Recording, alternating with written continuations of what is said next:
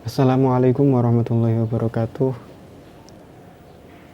Perkenalkan, nama saya Muhammad Lubey dengan NIM 53020210093. Video ini dibuat untuk memenuhi laporan kuliah kerja lapangan yang dilaksanakan oleh Fakultas Usuluddin Adab dan Humaniora Universitas Islam Negeri Salatiga pada 7 sampai 8 Mei tahun 2025. Kelompok kami sendiri beranggotakan 2 orang. Yang pertama saya yaitu Muhammad Lubey dan teman saya Muhammad Anis.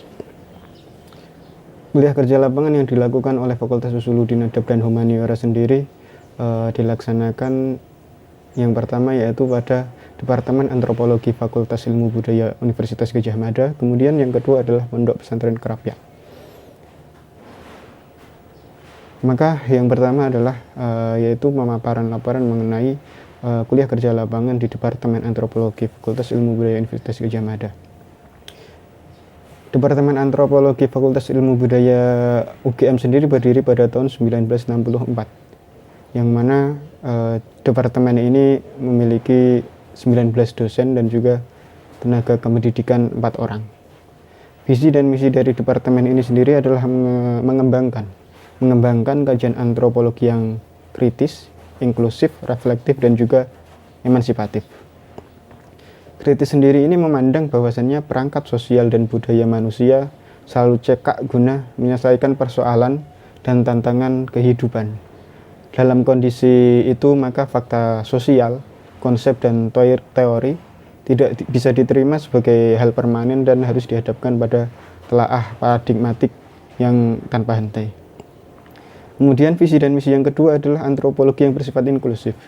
Inklusif adalah nilai yang diinternalisasi oleh dosen dan mahasiswa antropologi untuk menerima dan melibatkan masyarakat dari semua latar belakang dan posisi sosial, baik dalam proses pembelajarannya, kemudian penelitian, publikasi, dan proses pelibatan atau pemberdayaan yang memberi kajian yang bermanfaat untuk semua pihak.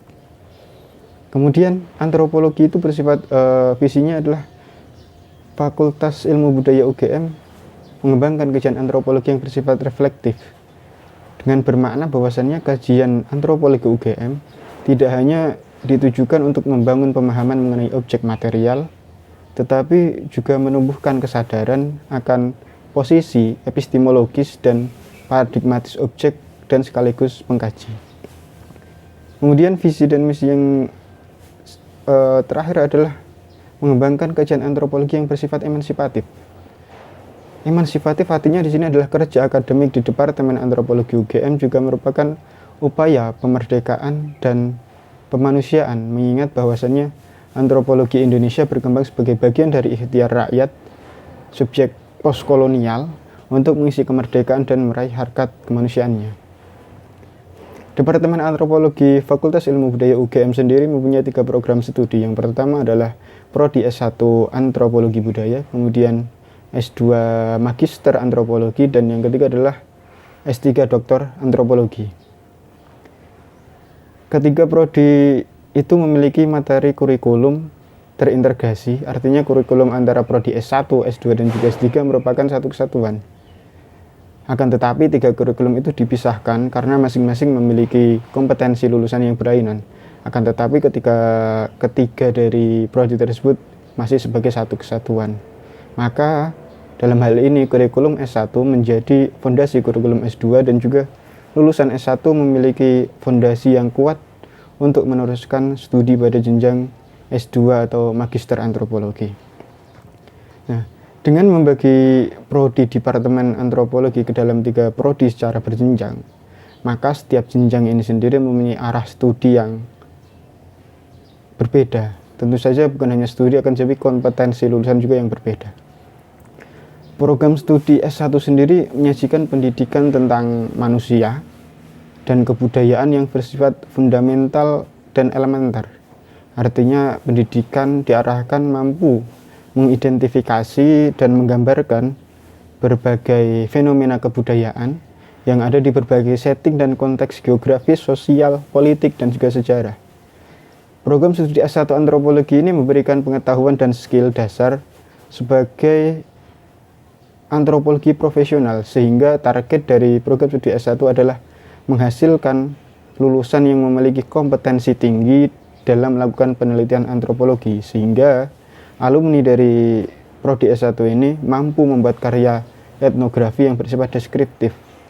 Lulusannya bisa memproduksi karya tulis berbagai fenomena kebudayaan secara deskriptif dengan menggunakan metode dan kerangka teori yang tepat, dan memiliki keahlian dasar dalam melakukan penelitian terapan untuk memetakan tentang masalah sosial, kultural dalam masyarakat. Berbeda dengan Prodi S1, Prodi S2 sendiri memberikan materi yang lebih mendalam tentang ilmu antropologi dengan membekali mahasiswa untuk mengenal secara kritis berbagai konstruksi tentang fenomena kebudayaan, metode, dan teori-teori yang relevan. Fokus kurikulum S2 itu berkepentingan untuk meningkatkan daya kritis mahasiswa dalam menyimak dan menganalisis berbagai fenomena kebudayaan, metode, dan teori yang digunakan guna menghasilkan karya etnografi. Dengan kata lain, karya etnografi yang dihasilkan bukan sekedar memaparkan fenomena secara deskriptif dengan menggunakan metode dan teori yang tepat, akan tetapi juga mahasiswa mampu menghasilkan etnografi yang kuat argumentasi teoritiknya, baik yang dipakai maupun yang dihasilkan sendiri. Oleh karena itu, studi pustaka dan studi komparatif menjadi bagian penting dalam kuliah dan tesis S2 karena mereka diharapkan dapat menghasilkan karya etnografi yang analitik dan juga orisinil. Nah, maka dengan sebab itu materi kuliah yang ada pada Magister Antropologi atau S2 diarahkan untuk menghasilkan karya etnografi yang orisinil tersebut. Maka lulusan S2 identik dengan sarjana antropologi yang memiliki kompetensi yang lebih baik daripada S1. Jika Prodi S1 menghasilkan lulusan yang mampu melakukan penelitian etnografi secara deskriptif dan memecahkan masalah-masalah sosial budaya dalam masyarakat, maka Prodi S2 menghasilkan lulusan yang mampu melakukan penelitian mandiri dan pemahaman teori yang kuat. Sementara dalam jenjang ilmu antropologi di UGM, ada salah satu mata kuliah yang mana dalam mata kuliah tersebut bisa dikaitkan dengan Fakultas Usuluddin Adab dan Humaniora, yaitu dan terlebih adalah Prodi Ilmu Al-Quran dan Tafsir, yaitu antropologi agama. Antropologi agama sendiri adalah studi tentang agama yang menekankan pendekatan budaya, mempelajari bagaimana agama dipraktikkan dan diinterpretasikan dalam berbagai masyarakat manusia. Bidang ini sendiri mengkaji agama sebagai bagian dari budaya manusia, membandingkan kepercayaan dan praktik keagamaan lintas budaya. Antropologi agama juga mempertimbangkan hubungan antara agama dengan lembaga sosial lainnya.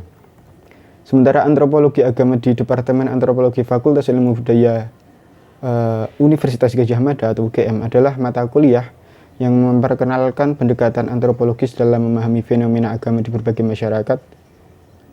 Mata kuliah ini bertujuan untuk memberikan pemahaman tentang cara pandang komparatif dan kontekstual dalam mengkaji agama-agama di dunia, serta konsep-konsep kunci dalam studi agama seperti simbol, ritual, dan juga kepercayaan.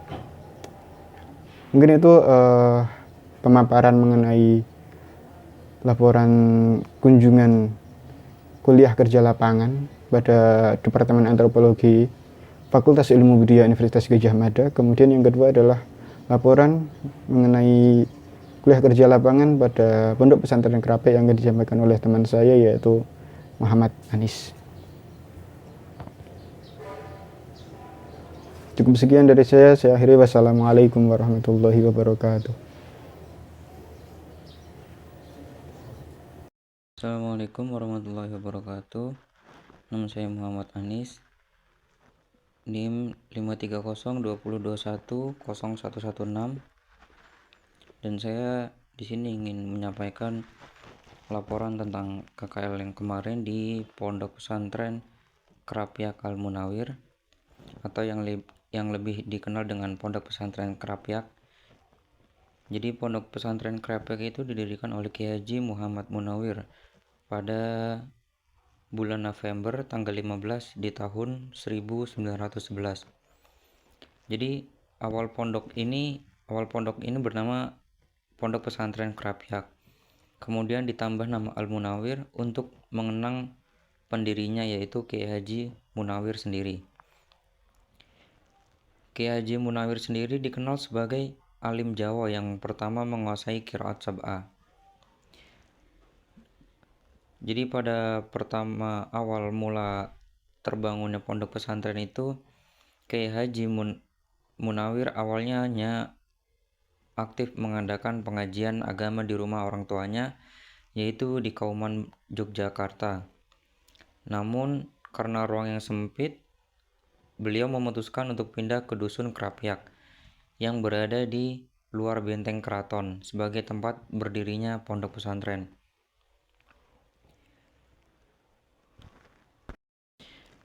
Dan setelah Kiai Haji Munawir wafat, diteruskan oleh Kiai Haji Ali Maksum yang merupakan menantu Kiai Haji Munawir sebagai penerus pengurus pondok pesantren Krapyak, yang dikenal sosok yang sangat tegas namun juga penuh kasih sayang dalam mendidik santri-santrinya. Kemudian materi dan metode pendidikan yang diajarkan pada Kiai Haji Munawir yaitu ada dua. Yang pertama, santri yang mengaji Al-Quran dengan cara membaca mushaf yang disebut bin nazor.